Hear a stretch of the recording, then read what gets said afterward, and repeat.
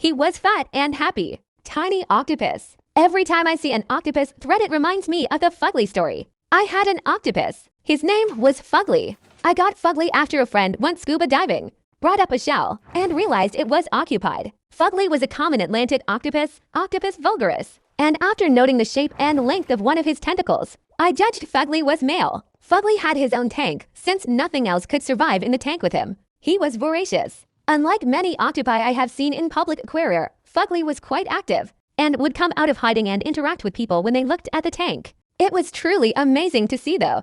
Constant ripples of color that would pass over his skin. The way I figure it, red was pissed off or excited. Shades of brown were normal, happy, healthy hues. Black was pain, and white was fear. His skin changed shape as well, going from smooth to almost leafy, like an underwater rock, with little horns over his eyes. Fugly was also quite smart, and due to the fact that his tank was in the kitchen, soon learned that when the freezer was opened, it usually meant that he was going to get some shrimp or squid as a treat. I fed him live crabs I collected as well. Once I went into the kitchen, opened the freezer, took out some microwave food for myself, and shut the door. Fugly grew quite agitated at this, and as I left the room without giving the little brat his shrimp, boom, he inked the tank, and I had to do an emergency major water change. Haha. The ink can be toxic to the octopus in a closed system if not removed. Luckily, I always kept plenty of bags of salt mix handy. I had to octopus-proof the top of the tank, as they can fit through very small spaces. However, sometimes when I was in the mood,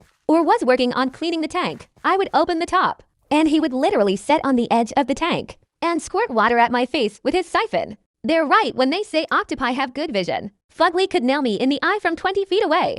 I swear he laughed as well when he did this. Hey, his favorite toy was a plastic spatula, which he stole from me at one point when I was trying to get him back in his tank after a squirt session. He previously had played with some plastic balls and whatnot, but he loved that spatula. I owned Fugly for around 3 months. In this time, he got fat and happy, and grew from around merely the size of my palm to over a foot in length. From tentacle tip to tentacle tip, he was fat and happy. Then ...